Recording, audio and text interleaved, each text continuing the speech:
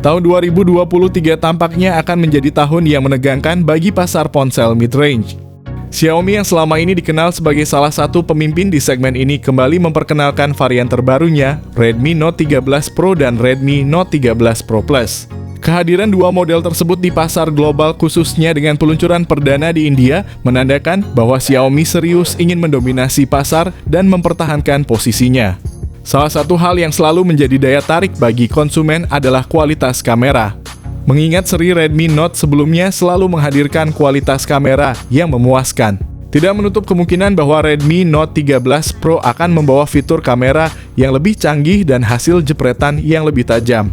Meskipun Infinix Zero 30 5G dan Infinix GT 10 Pro mencoba menantang dominasi Redmi dengan harga yang sebanding. Namun kombinasi performa, kualitas harga, dan reputasi yang dimiliki oleh Redmi Note 13 Pro akan membuatnya menjadi ponsel yang sulit untuk dikalahkan di segmen mid-range tahun ini. Di balik kemunculannya terdapat beberapa faktor kunci yang menjadikannya bukan hanya sekadar ponsel baru, namun sebuah ancaman serius bagi para pemain lama di kelas menengah. Lantas apa sajakah elemen-elemen penting yang menjadikan smartphone ini berbeda dan potensial menggeser dominasi para pendahulunya? Tanpa berlama-lama, mari kita selami pembahasan mendalam mengenai hal tersebut. Saat pertama kali melihat Redmi Note 13 Pro, mata kalian mungkin akan langsung tertuju pada bagian belakangnya. Desainnya yang terinspirasi dari Infinix Note 30 series memberikan sentuhan modern dengan letak kamera yang strategis di sudut kiri atas dikemas dalam bingkai kamera berbentuk kotak. Namun jangan salah sangka, meskipun terdapat kemiripan, Redmi menambahkan DNA khas Xiaomi terutama yang tampak pada seri Xiaomi 13 menjadikannya tampil elegan dan mewah. Salah satu daya tarik utama dari Redmi Note 13 Pro tentunya adalah penggunaan bahan kaca pada bagian belakang. Selain memberikan kesan premium, material ini juga menambah kekokohan pada ponsel tanpa mengurangi estetika desainnya. Namun apa yang membuat Redmi Note 13 Pro benar-benar menonjol di antara kompetitor kelas mid-range lainnya adalah bobotnya. Dengan desain bodi yang ramping dan bobot yang ringan, ponsel ini menawarkan kenyamanan saat digenggam maupun saat disimpan di saku. Hal ini tentunya menjadi nilai tambah mengingat banyak ponsel di segmen ini yang cenderung berat dan kurang nyaman untuk digunakan dalam jangka waktu lama. Dengan kombinasi estetika dan fungsionalitas, Redmi Note 13 Pro dengan jelas menetapkan standar baru dalam desain ponsel mid-range, memberikan tekanan bagi para kompetitor untuk selalu inovatif. Ketika berbicara tentang ponsel, salah satu komponen yang paling mendominasi pengalaman pengguna adalah layarnya. Dan di sini Redmi Note 13 Pro dengan jelas menunjukkan ambisi besar untuk mendefinisikan ulang standar di kelas menengah. Layar dengan kualitas 1,5 Q di atas rata-rata kualitas Full HD Plus yang biasa ditemukan pada banyak ponsel mid-range memberikan pengalaman visual yang tajam dan detail. Namun bukan hanya resolusinya yang mencuri perhatian menggunakan teknologi layar AMOLED dengan ukuran 6,67 inci, Redmi Note 13 Pro menjanjikan reproduksi warna yang kaya dan kontras yang mendalam.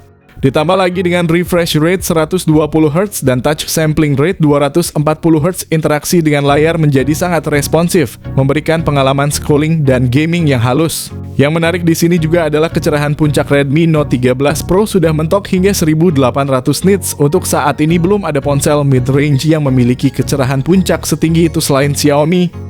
Ketika dibandingkan dengan pendahulunya Note 12 Pro atau kompetitornya seperti Infinix Zero 30 5G, jelas bahwa Redmi Note 13 Pro memiliki keunggulan signifikan.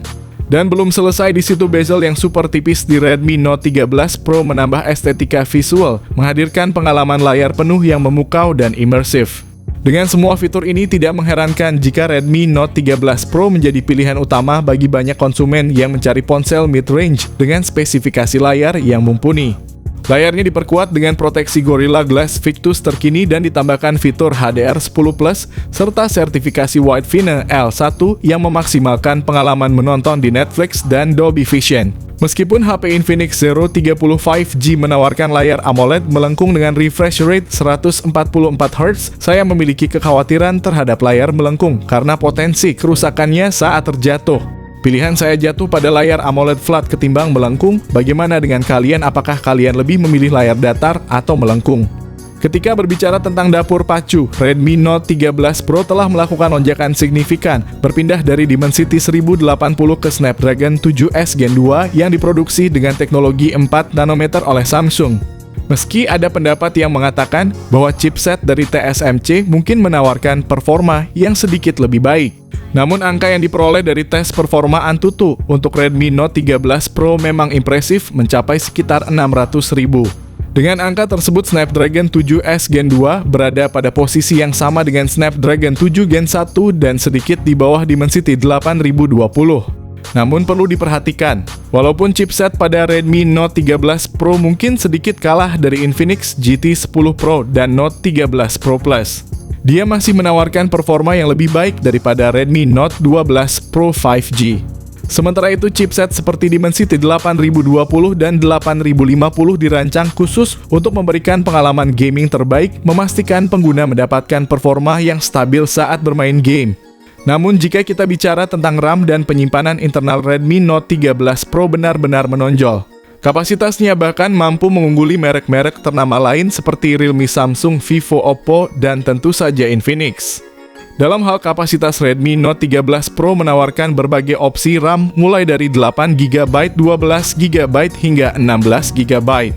Sementara untuk penyimpanan internalnya, tersedia pilihan dari 128GB hingga 512GB. Akan tetapi jenis RAM dan penyimpanan internal yang digunakan masih berbasis teknologi yang lebih tua, yaitu RAM LPDDR4X dan penyimpanan UFS 2.2. Perangkat ini berjalan dengan sistem operasi Android 13 dan dilengkapi dengan antarmuka MIUI versi 14.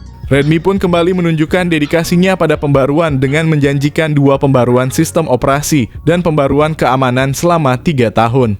Selain itu, Redmi Note 13 Pro dijadwalkan untuk menerima HyperOS antarmuka terbaru yang diharapkan menggantikan MIUI milik Xiaomi. Sayangnya, meskipun Infinix meluncurkan ponsel terbarunya, Zero 30 dengan RAM 12GB dan penyimpanan 256GB, mereka tidak menawarkan varian yang lebih unggul seperti Xiaomi yang memiliki RAM 16GB dan penyimpanan 512GB. Akan sangat menarik melihat apakah Xiaomi akan memasarkan varian tertinggi mereka di Indonesia. Jika mereka melakukannya, tentunya varian dengan kapasitas memori terbesar dari Redmi Note 13 Pro akan menjadi sorotan utama. Salah satu hal yang membedakan Redmi Note 13 Pro dari ponsel kelas menengah lainnya adalah kualitas kamera utamanya. Redmi Note 13 Pro telah mengalami peningkatan signifikan dengan hadirnya kamera utama 200MP yang dilengkapi dengan OIS, naik signifikan dari spesifikasi sebelumnya yang hanya 50MP. Ponsel ini juga memiliki kamera ultrawide 8MP dan makro 2MP. Dalam hal perekaman video, kemampuannya patut diperhitungkan dengan dukungan resolusi 4K pada 30fps dan stabilisasi gyro Ace untuk kamera belakang. Sementara kamera depan 16MP mungkin dianggap sebagai standar, namun kemampuannya untuk merekam video dengan resolusi 1080 pixel pada 60fps tetap menjadi keunggulan tersendiri. Ketika membahas kamera utama, banyak ponsel dari merek seperti Realme, Samsung, Vivo, Oppo, dan Infinix yang hanya menawarkan kamera utama hingga 108MP di kisaran harga 3 hingga 4 jutaan. Namun Xiaomi memberikan kejutan dengan menawarkan kamera utama 200MP yang dilengkapi dengan sensor Samsung HP3 yang sebelumnya digunakan pada ponsel unggulan Xiaomi. Namun kekurangan yang dimiliki oleh Redmi Note 13 Pro adalah perekaman video di kamera depannya yang masih terbatas pada resolusi Full HD+. Ini berbeda dengan pesaingnya Zero 30 dan bahkan beberapa model Samsung A series yang menawarkan perekaman video dengan resolusi 4K pada 30 hingga 60fps. Bagi kalian yang ingin berkecimpung di dunia konten kreatif fotografi atau videografi, Redmi Note 13 Pro tentunya menjadi pilihan utama dibandingkan dengan ponsel kelas menengah lainnya. Fitur keamanan pada kedua model ini ditingkatkan dengan sensor sidik jari yang tertanam di dalam layar yang memudahkan akses sambil tetap melindungi data pengguna. Sedangkan untuk konektivitas, terdapat fitur seperti lubang jack audio 3,5mm, Bluetooth 5.2 koneksi NFC IP54 rating speaker stereo ganda IR, blaster sistem pendinginan vapor Wi-Fi 5, USB-C, serta USB on the go. Sebagai perbandingan, Infinix Zero 30 telah menghilangkan beberapa fitur penting seperti jack audio 3,5mm, namun pada model Infinix GT 10 Pro konektivitasnya terbilang komprehensif. Dalam hal konektivitas, pendahulunya yaitu Note 12 Pro tidak menghilangkan fitur apapun, dan penerusnya Note 13 Pro masih mengadopsi fitur dari Note 12 Pro 5G. Dalam aspek baterai, Redmi Note 13 Pro menawarkan kapasitas 5000 mAh didukung dengan fitur pengisian cepat sebesar 67 Watt. Jika perangkat ini menawarkan pengisian cepat 120 Watt, maka ponsel tersebut bisa menjadi opsi terbaik di kelas harga sekitar 3 juta. Di kisaran harga 3 jutaan kalian juga bisa memilih ponsel iQOO Z7 yang dilengkapi dengan fast charging 120 Watt dan ditenagai oleh chipset Snapdragon 782G. Namun pesaing dari merek lain seperti Infinix dan Samsung di kisaran harga 4 jutaan masih menawarkan fast charging 25 Watt dan 45 Watt. Adalah mengherankan bahwa Infinix di segmen premium mereka hanya menawarkan pengisian cepat 45 Watt bukan 68 Watt. Jika kalian terkejut dengan harga promo Redmi Note 13 Pro yang hanya 2,9 jutaan untuk varian dengan 8GB RAM dan 128GB penyimpanan, kalian bukan satu-satunya. Dengan harga standar 3,1 jutaan yang hanya sedikit lebih tinggi, daya tarik ponsel ini semakin meningkat. Varian tertingginya yang memiliki 16GB RAM dan 512GB penyimpanan ditawarkan dengan harga promo 4,2 jutaan. Membuatnya menjadi salah satu pilihan yang sangat bersaing di pasaran. Harga yang terjangkau ini merupakan salah satu faktor utama yang mendorong banyak orang untuk memilih Redmi Note 13 Pro dengan harga yang bersahabat. Kalian akan mendapatkan spesifikasi yang menarik. Jika kita berasumsi bahwa Redmi Note 13 Pro memiliki harga mulai dari 4 jutaan, maka ponsel ini bakal menjadi pesaing tangguh bagi Infinix Zero 30, Samsung Galaxy A34, Realme 11 Pro, Poco F5, dan Poco X5 Pro. Namun untuk kebutuhan gaming, rekomendasi saya adalah Poco F5 dan Infinix GT 10 Pro, meskipun Poco X5 Pro juga menjadi salah satu pilihan saya untuk bermain game.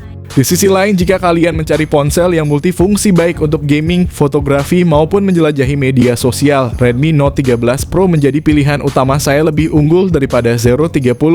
Mengenai peluncurannya, diperkirakan Redmi Note 13 Pro akan diluncurkan pada akhir 2023, mengingat ketiga ponsel telah terdaftar di Postel SDPPI Indonesia. Jadi tidak lama lagi kalian bisa menemukan Redmi Note 13 Pro di pasar Indonesia. Kalian pasti sudah melihat betapa hebatnya ponsel mid-range dari Xiaomi, yaitu Note 13 Pro. Dibandingkan dengan pendahulunya, Redmi Note 13 Pro ini memang menunjukkan peningkatan signifikan dan mampu bersaing kuat dengan merek lain.